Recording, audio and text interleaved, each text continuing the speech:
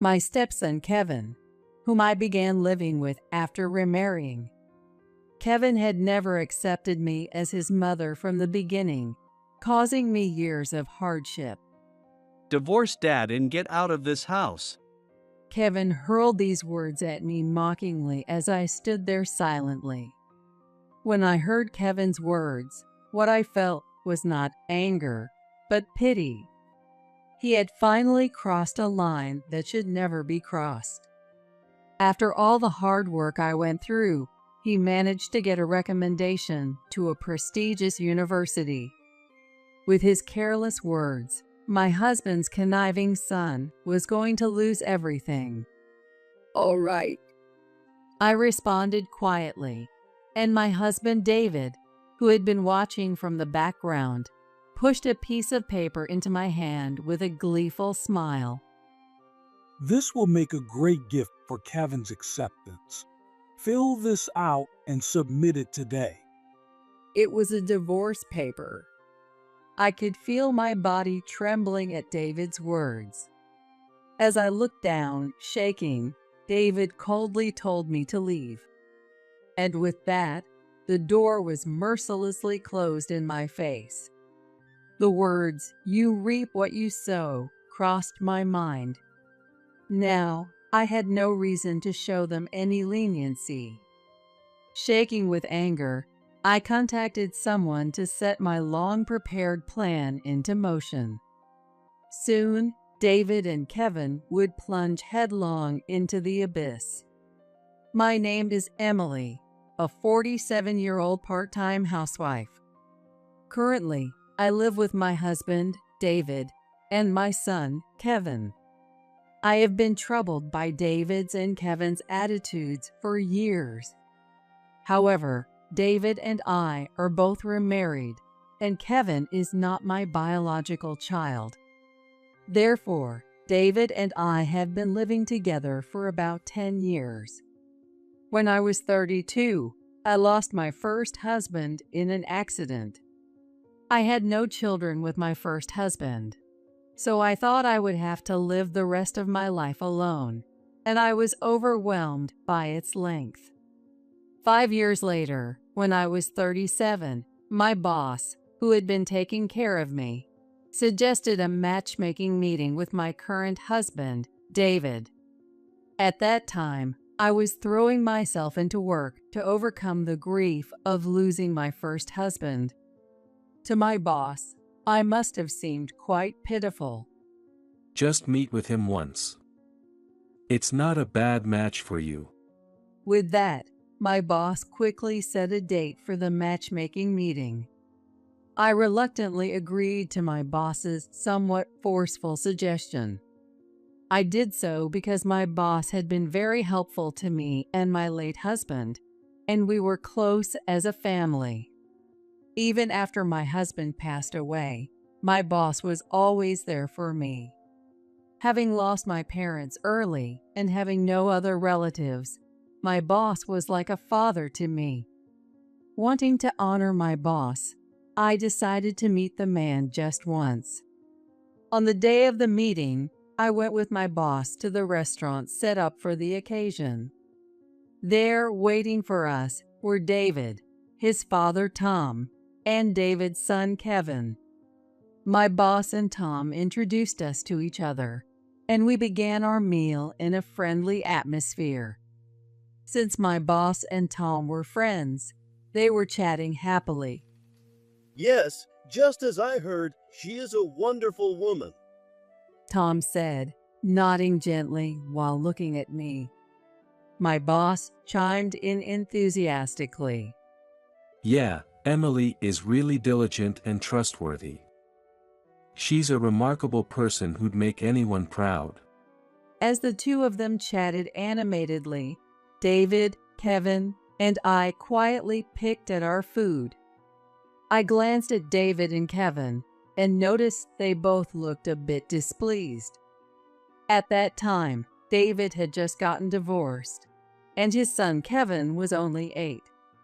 I assumed they were just nervous. Noticing my concern for David and Kevin, Tom spoke to me. Kevin still needs a mother at his age. If you are willing, would you consider marrying David? Tom's pained request weighed heavily on my mind. However, having no experience raising children, I was unsure if I could raise an 8-year-old. However, my boss reassured me, saying, "Your kindness will be enough." Before I knew it, David proposed to me. I thought it was a bit soon and consulted my boss, who was thrilled. Furthermore, with Tom being very enthusiastic about the match, it became hard for me to refuse. In the end, I reluctantly accepted David's proposal, and we got married. Thus, I found myself marrying David and starting a life with Kevin and Tom. However, married life turned out to be very different from what I had imagined. At the beginning of our marriage, I tried to be close to David and Kevin. I asked about their favorite foods, and, no matter how busy I was, I always prepared homemade meals for them after work. But the only one who appreciated my efforts was Tom. David and Kevin remained distant, offering no comments about the meals I made.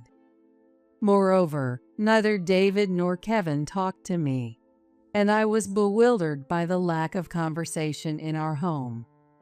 To make matters worse, when they saw my belongings being moved in, they complained. "I don't want you to bring in any more stuff. You're making the place feel cramped." If you bring in more things, there won't be room for Mom's stuff. In contrast to David's calm words, Kevin would hurl insults at me in a fit of rage. I didn't know how to handle Kevin, so I ended up staying silent. Seeing that I didn't argue back, Kevin started making more and more demands. David never reprimanded Kevin for his increasingly rude comments. Instead, David teamed up with Kevin and made accusatory comments towards me. "That's right. You have too many unnecessary things, especially this watch. Why do you even have a man's watch? Are you cheating or something?" David said as he tried to take one of the few pieces of jewelry I owned. I couldn't help but scream. Please stop. Don't say such awful things. That watch is my father's only keepsake. With tears in my eyes, I pleaded weakly, and David clicked his tongue while Kevin stuck his tongue out at me. Hey, Dad, I know something. Those kinds of watches can sell for a good price online. I saw it in a video yesterday. David smirked unpleasantly at Kevin's words and began laughing loudly. "Oh yeah, maybe I should sell it for some extra cash," David said with a vile grin, and he tried to take the watch from my hand. Stop it. What do you think you're doing? Just as David was about to snatch the watch, Tom returned from being out and saw what was happening. He shouted at David and Kevin. David and Kevin shrank back and started mumbling excuses. "It's nothing. We were just teasing her a bit, trying to bond." Yeah, this old lady cries too easily. Kevin said cheekily, but Tom reprimanded him harshly. She's not old lady. Emily has become your mother. Tom firmly placed his hands on Kevin's shoulders, looked him in the eye, and spoke in a strong tone. Listen, Kevin, from now on, you will call Emily Mom. The stern words from his usually gentle grandfather must have really affected Kevin. After that, Kevin began calling me Mom. However, David and Kevin became even more distant and cold towards me. Thankfully, Tom kept a close watch, preventing them from making any more hurtful comments. On the surface, we appeared to be a family. But if you asked if there was love, that might have been difficult to say. David and Kevin were always cold towards me. But Tom was different. Tom did his best to mediate between David and me, trying to bridge the gap. And whenever the situation called for it, he would stand up for me. Emily, I'm sorry for always leaving the housework to you and for taking care of Kevin. No, it's all right.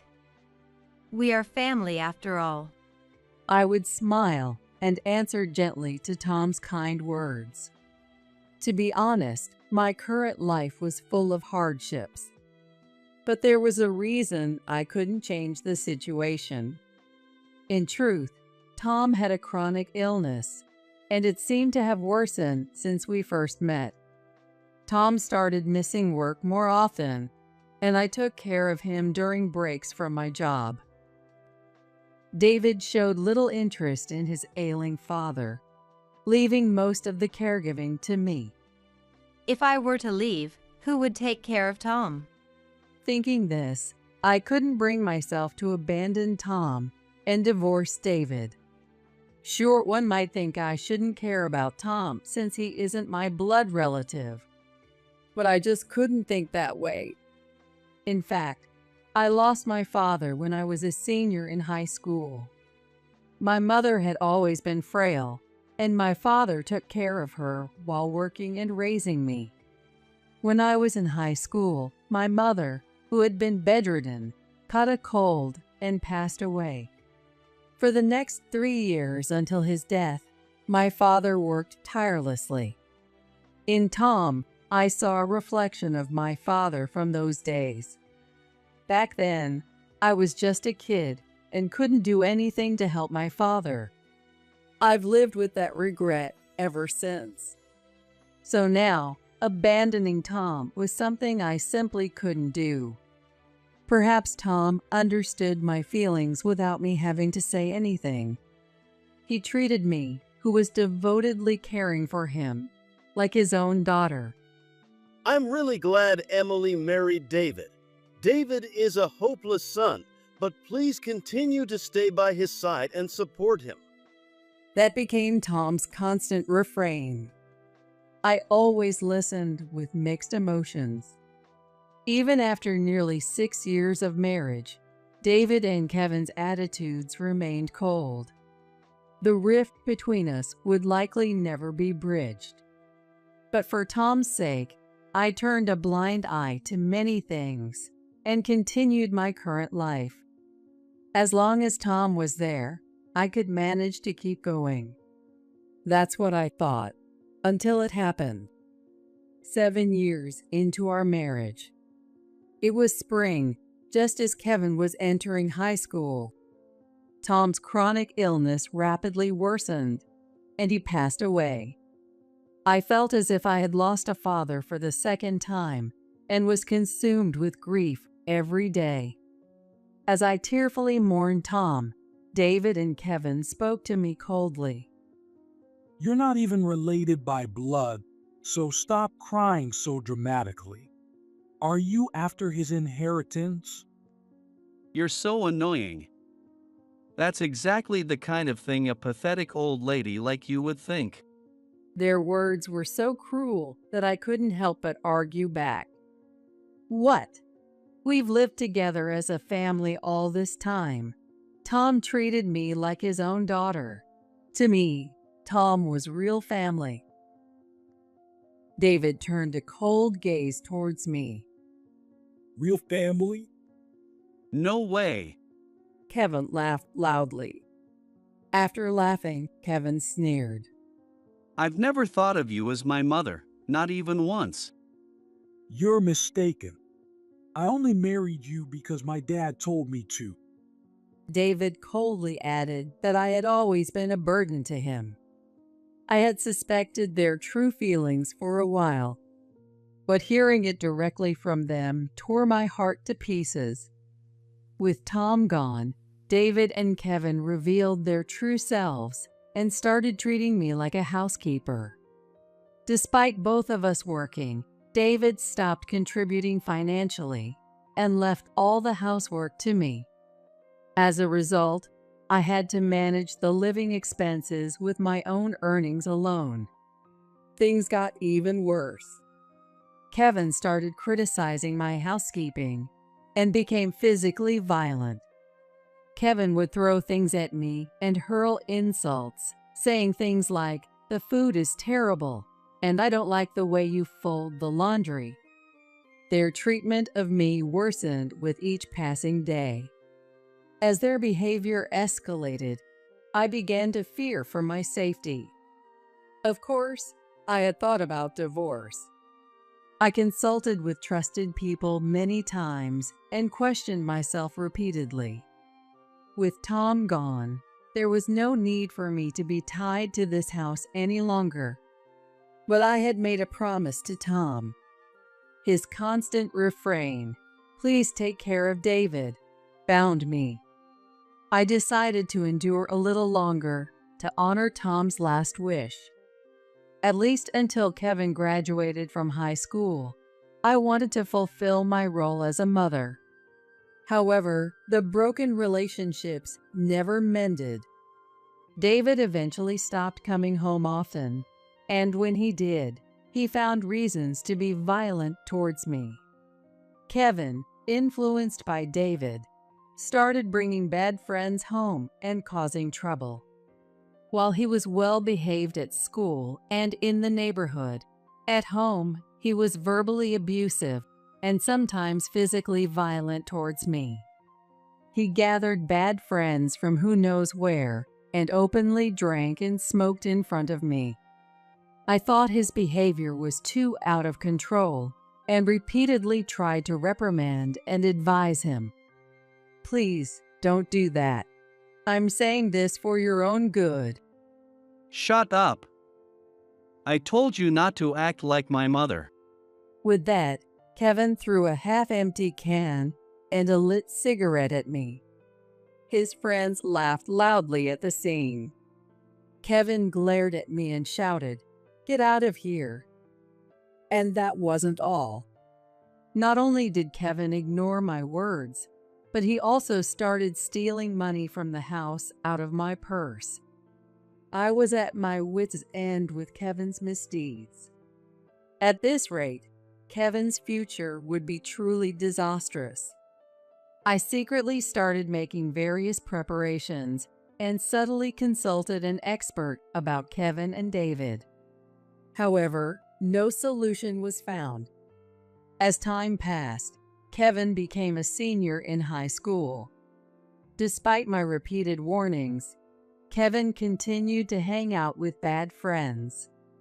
Between his study sessions for college entrance exams, Kevin would repeatedly cause trouble under the pretext of taking a break, and I began to feel increasingly hopeless.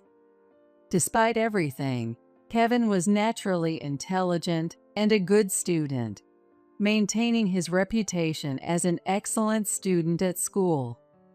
With his charm, Kevin easily passed the school's internal selection process and was accepted into a prestigious university through a designated school recommendation. David was overjoyed and came home early to celebrate Kevin's acceptance, even though it was still daytime. That day, I took the day off work and prepared a celebratory meal from the morning, pouring my heart into it. I desperately wanted Kevin to eat my homemade food just this once. However, Kevin completely disregarded my feelings. When he saw my homemade meal, Kevin dismissively said to me, I've always wondered, do you really think we would be happy with your homemade food? Kevin said, and then he started taking each of my dishes from the dining table and slowly throwing them into the sink. David watched the scene with amusement, saying nothing. I stood there, frozen and unable to move. Kevin hurled these words at me mockingly as I stood there silently. We don't need a fake mother. Divorce Dad and get out of this house. When I heard Kevin's words, what I felt was not anger, but pity. Kevin, unaware that I had been avoiding trouble and shielding him, had finally crossed a line that should never have been crossed.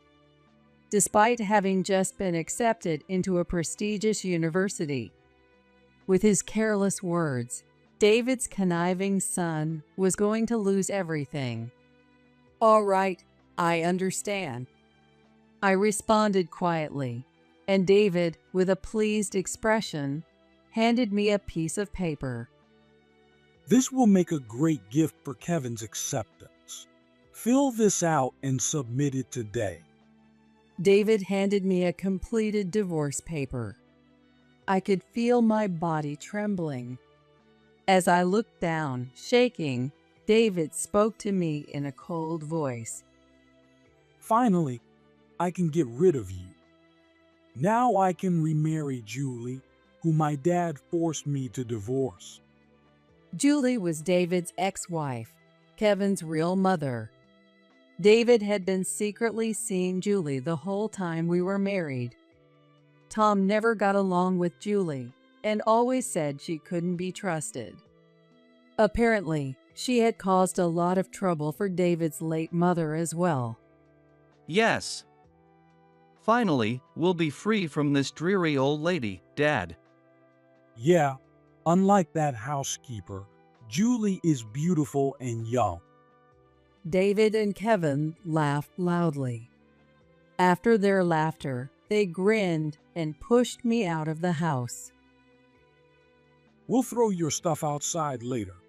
Take it and go. The door was slammed shut in front of me without mercy. Now, I had no reason to show them any leniency. Shaking with anger, I contacted a person to set my long-prepared plan into motion. The person on the other end of the line was surprised to hear from me, but quickly took action. They adjusted their schedule and arranged to meet me in person the next day.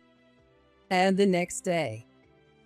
Due to the discovery of inappropriate behavior, your acceptance has been revoked. The person said this over the phone in front of me. What? I could hear Kevin's bewildered voice from the other end of the line. A few hours later, David and Kevin barged into the university president's office, where I was, ignoring the security guards. David, furious, tried to grab me as soon as he saw me. I instinctively stepped back, but David, in a fit of rage, yelled and closed in on me. Hey, you! What are you doing here? Did you do this? Explain yourself. In fact, Kevin's acceptance was revoked due to his inappropriate behavior at home and elsewhere. It wasn't because I reported him, but rather due to videos posted on social media that had raised concerns. I don't use social media, so I didn't know the details, but apparently an anonymous tip had been sent to the university president with the video. The video was blurred, making it hard to identify faces, but the president recognized the room in the video, which led to identifying Kevin. The president was very surprised by this coincidence. I was also very surprised when I heard about it.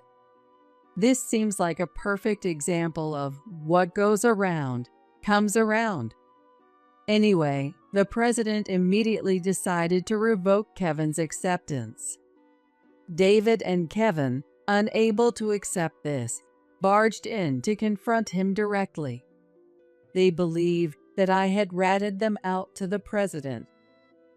This woman is a compulsive liar.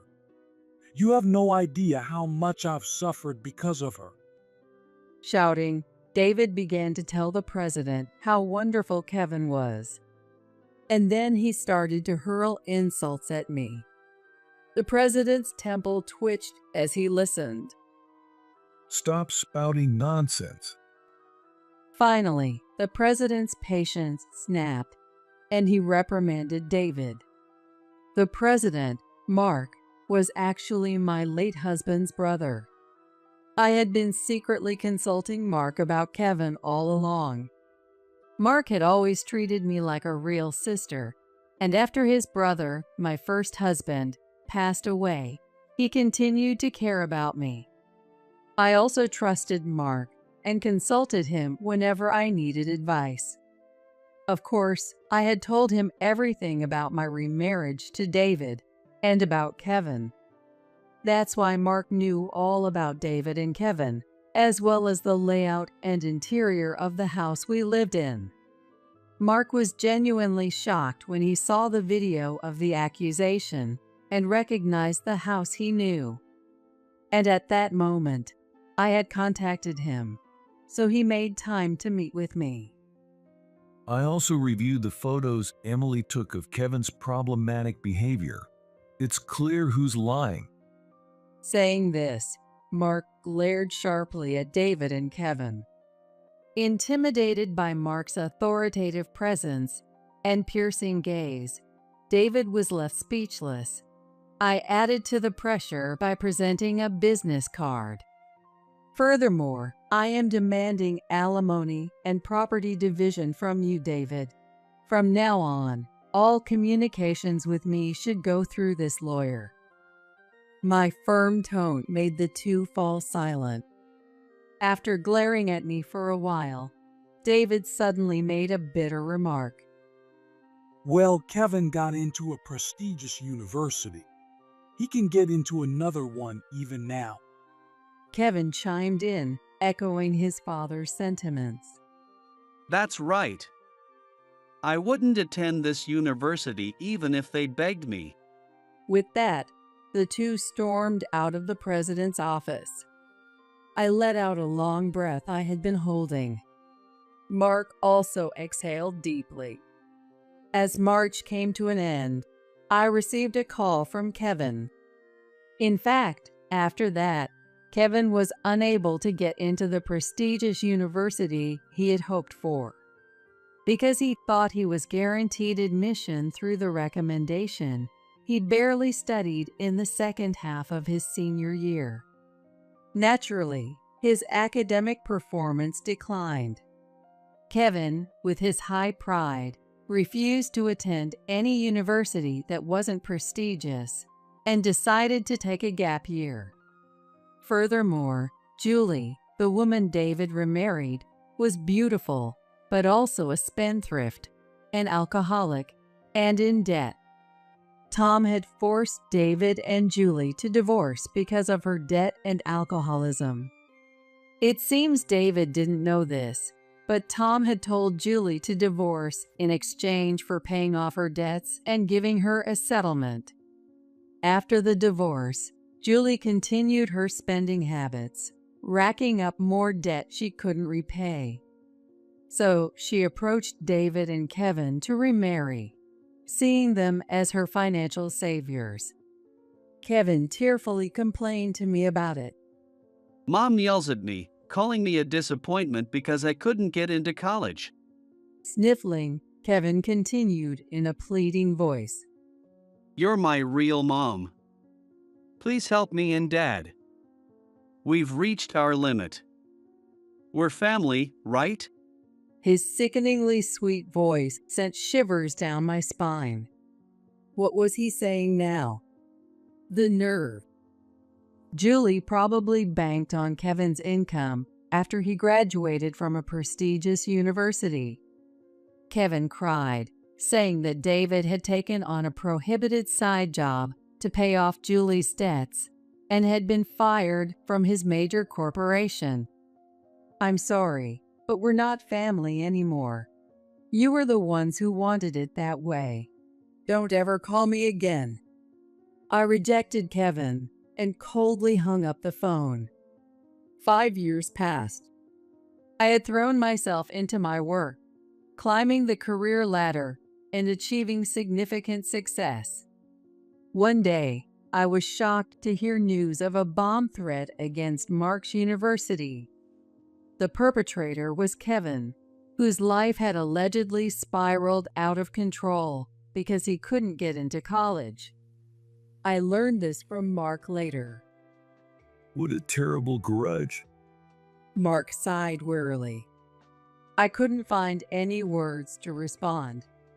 Later, I heard from my lawyer that Kevin had been arrested by the police and that David and Julie had disappeared, leaving behind their debts. Tom, in the end, I couldn't keep my promise to you. On a bright and sunny day, I visited Tom's grave. While offering a prayer at his grave, I apologized. Tom was a kind person. Surely he would forgive me. I believed that and silently gazed at the clear sky.